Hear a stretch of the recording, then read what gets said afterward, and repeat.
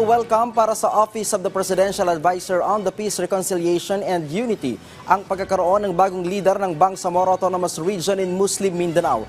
Ito po ay matapos na i-appoint ni Pangulong Ferdinand R. Marcos Jr. si Abdul Rauf Makakua na isang matagal ng Moro leader bilang bagong interim chief minister ng BARMM. Ayon kay UPAPRO Secretary Carlito Galvez Jr., mahalagang hakbang ito sa harap ng pagdaraos ng unang parliamentary elections ng BARMM sa Oktubre.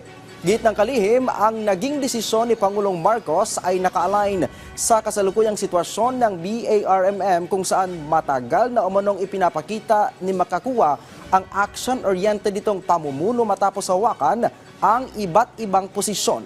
Nasaksihan din ni Galvez ang pagpupursige ng bagong leader ng BARMM para matiyak ang pagiging matatag ng rehiyon. Samantala, nagpasalamat naman si Galvez kay Chairman Ahud Ibrahim Al-Hajj sa paglilingkod nito, partikular na pagdating sa autonomy ng Bangsamoro people at pag-usad ng peace process sa rehiyon.